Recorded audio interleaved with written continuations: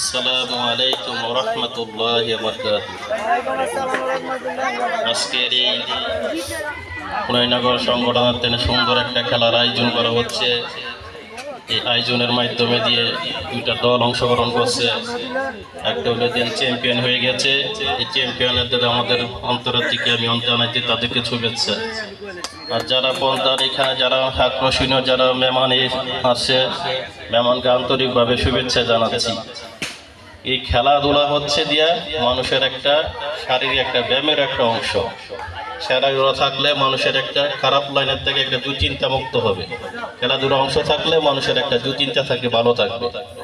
এর পাশাপাশি আরেকটা দাওয়াত হচ্ছে যে আমরা প্রত্যেকটা মানুষের উচিত, আমরা আল্লাহ পাক আমাদেরকে পাঠাইছে দুনিয়ার ভিতরে আল্লাহ তাআলার ইবাদত করার জন্য। অন্তত এই খেলাধুলার পাশাপাশি আমরা যে নামাজটা সুন্দরভাবে পড়তে পারি সে অনুরোধ রইল।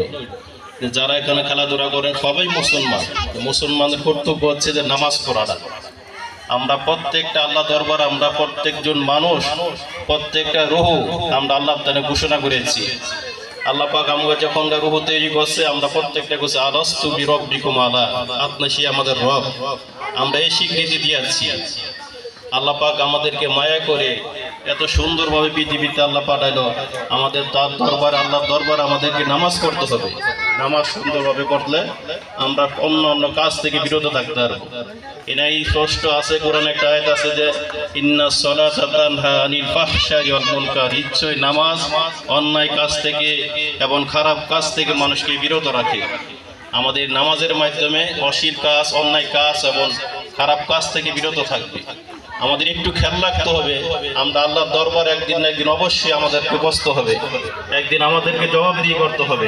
সেখানে আমরা যেন জবাবদিহি করার জন্য আমাদের আল্লাহ পাক কি কারণ আমাদের পাঠাচ্ছে দুনিয়াতে, আমরা একটু খেয়াল রাখবো যে আমরা দুনিয়াতে আসিয়া আমরা যতই কাজ করি কিন্তু আল্লাহর দরবার অন্তত একটু হইলো যে বলতে পারি যে তোমার দরবার আমরা 5 ওয়াক্ত নামাজ সুন্দরভাবে বলছি। আমাদের কর্তব্য হইল 5 ওয়াক্ত নামাজ, 5 ওয়াক্ত সালাত সুন্দরভাবে আদায় করা, প্রত্যেকটা মুসলমানদের দায়িত্ব। আল্লাহ পাক আমাদেরকে এত সুন্দরভাবে আল্লাহ পাক মায়া করে এত পাঠালে, আল্লাহর দরবার আমাদেরকে কি করতে হবে? একটু নামাজ পড়তে হবে।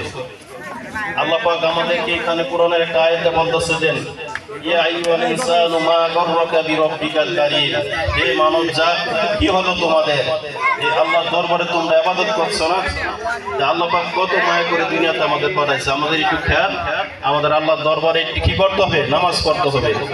আমাদের আল্লাহর দরবারে একদিন না একদিন যাইতে হবে, যে আল্লাহর হিসাব নেওয়া হবে, প্রত্যেকটা মানুষের হিসাব না হবে। এর দায়িত্ব খেলাধুলার পাশাপাশি খেলাধুলা সবকিছু কাজকর্ম সবকিছু আছে, কিন্তু প্রত্যেকটা নর এবং নারীর জন্য কি করা হয়েছে? নামাজ ফরজ করা হয়েছে। আল্লাহর দরবারে ফরজ নামাজ ত্যাগ করলে এটা মুসলমানের খাতার নাম থাকে না। আল্লাহ পাক আমাদেরকে মুসলমান বানাইছে, নামে যারা মুসলমান কাজও মুসলমান করতে হবে। প্রত্যেকটা মুসলমান নর এবং নারী নামাজকে ফরজ করা হয়েছে। আল্লাহ পাক একবার না দুইবার না কোরআন শরীফের মধ্যে 82 বার বলা হয়েছে আকিমুস সালাত ওয়া আতুজ যাকাত, নামাজ প্রতিষ্ঠা করো, নামাজ প্রতিষ্ঠা করো, নামাজ পড়ো, নামাজ পড়ো। এমন কোরআনে 82 বার আল্লাহ পাক বলা হয়েছে।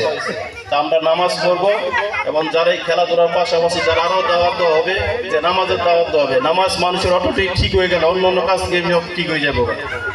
আজকে যেটুকু কথা বলার আমাদেরকে সুযোগ দিয়েছেন, এখানে যারা মেহমান আছে সুন্দর একটা আলোচনা বলে গেছে যে মিঠু ভাই এই ক্লাবের জন্য ওয়েলফেয়ার অ্যাসোসিয়েশনের একটা নির্বাচন করবে।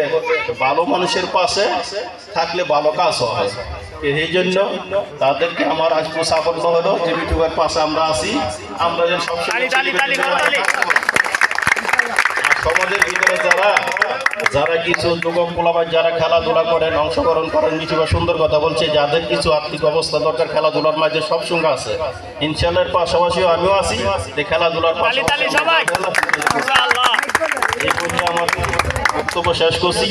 আর অনুরোধ, বিরতভাবে অনুরোধ যেন আমাদেরকে আল্লাহ পাক পাঠাইছেন, আমরা অন্তত চিন্তা করবো যে 5 ওয়াক্ত সুন্দর সালাত আদায় করার জন্য। এ বলে আমার বক্তব্য শেষ করছি। আসসালামু আলাইকুম ওয়া রাহমাতুল্লাহ।